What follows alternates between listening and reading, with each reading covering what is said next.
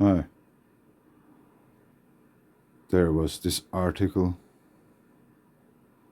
on another website. We will go there after a quick look at our magnetosphere. Our magnetosphere is weakening, and as we know, magnetic lines are get tangled up behind the planet, and when they tear off the magnetic field, they take with them ions from the atmosphere, water. Our atmosphere is depleting into space, bubble by bubble. Some researchers said it takes still millions of years until there's any effect. But in recent months, many times, NASA or whoever, they came out and we were really surprised. We didn't thought that those things could happen so quickly. We thought it takes hundreds of millions of years to get some planetary system into place, into a functional system, that everything is settled. And then they figured out no, it doesn't take hundreds of millions of years. It takes decades, and everything is settled. That's a big jump from hundreds of millions of years to decades. 50 years? Done. Planetary system. Ready to run. After a few decades. 45 years? Okay. Or even less. The half lifespan of a human today, 80 years, 40 years, for a planetary system to come into being. That's amazing.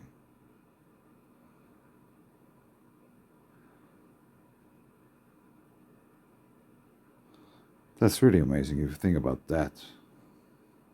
That it doesn't take that long to get a planetary system functioning.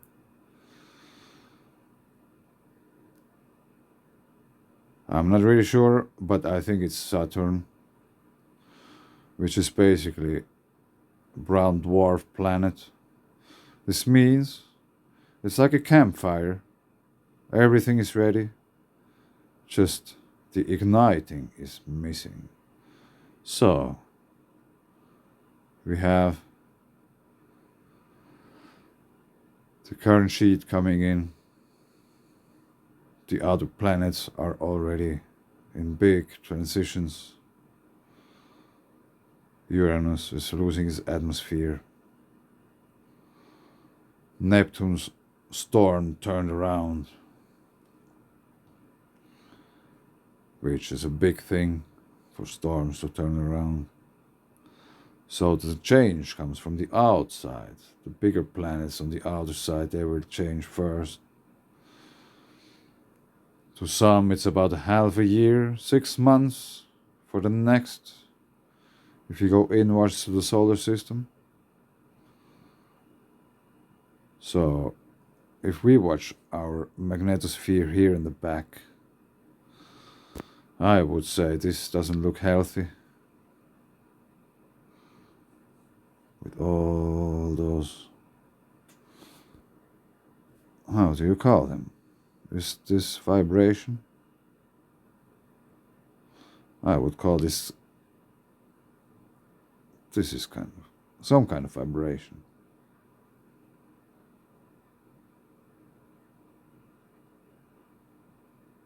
You see how it's flickering in really big areas? And we have calm solar wind conditions at the moment. Not too much solar wind, no, like density is okay. in the 4 or 5 range.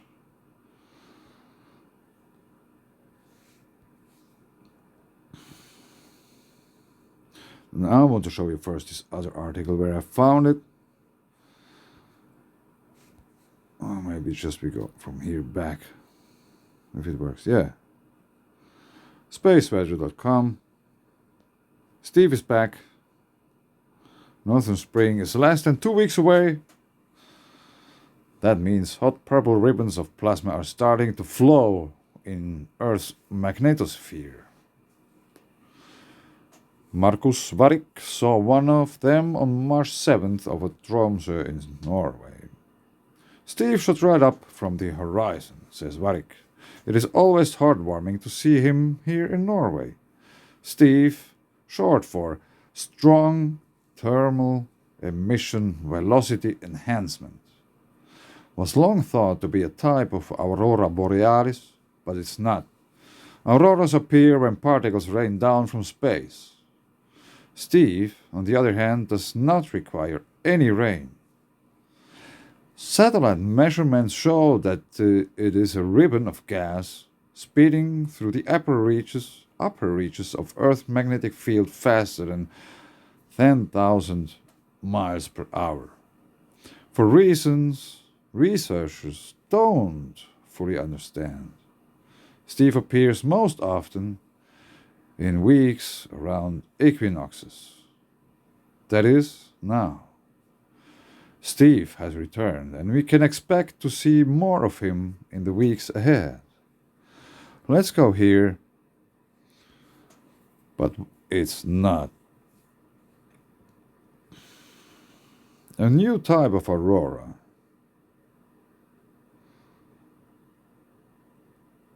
Here's a really nice picture.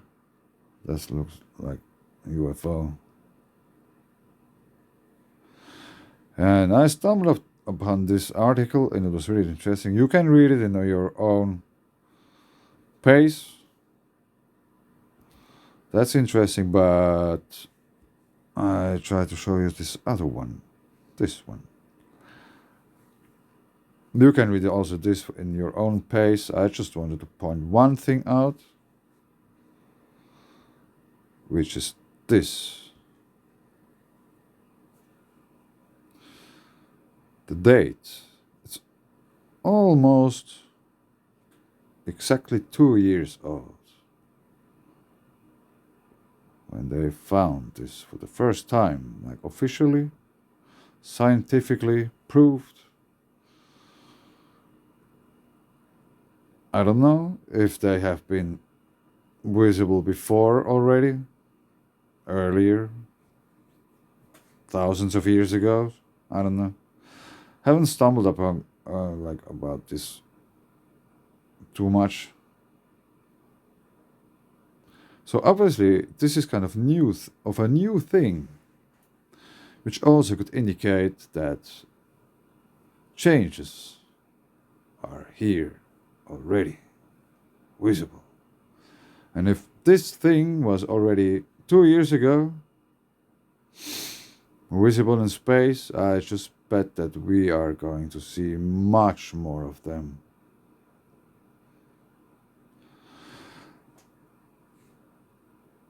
And somehow it would be nice also to see them because they are nice to watch.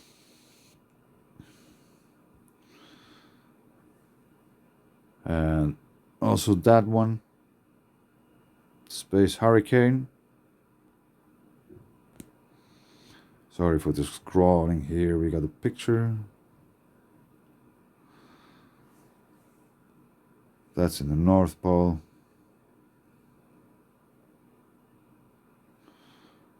I'm about in this region here. So I wouldn't be surprised if this would span further out. You know? Last time it was 1,000 kilometers wide. I guess from here to here, 1,000. I'm not sure, I guess. But things are about to change. So, what about 2,000.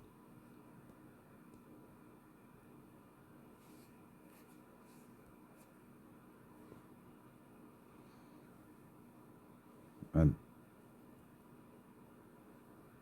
like this inner circle, this, I don't know, crazy stuff. But like now, at the moment,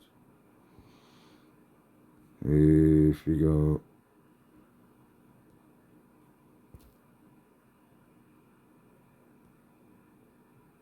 to this page to watch it straight, KP index is 0. There's nothing going on here. The highest is 3. Just a little bit of auroras here and here. Hemispheric power is quite low and stable. Solar wind 374. Solar wind density 4.5. There was a little bump here, but we are on the positive side all the time, which is quite good, basically. But if you go back to this article here,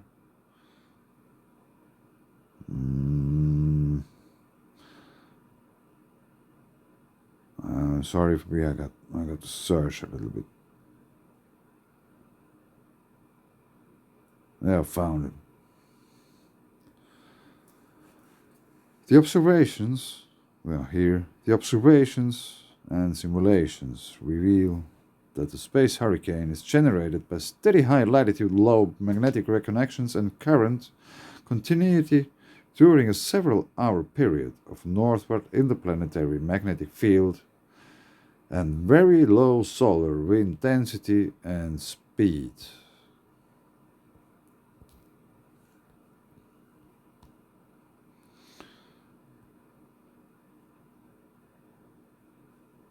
It's not very low, but it's low. Solar wind, it's not very low, but it's low.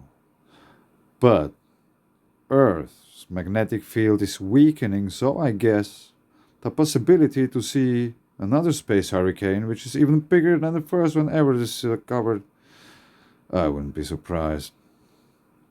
Things are changing.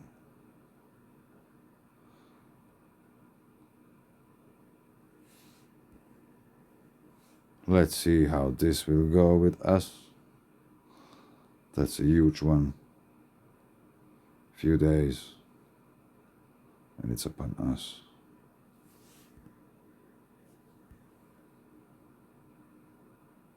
It already produced some X flares.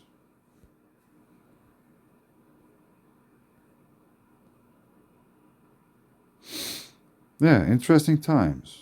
It probably might be that this sunspot spotting Earth on the day of the equinox. I don't know. Let's see, but I wouldn't be surprised about that either. And we are really vulnerable at equinoxes as a planetary system, as a planet. Remember that. There are big forces in play now. We are just here to watch the show.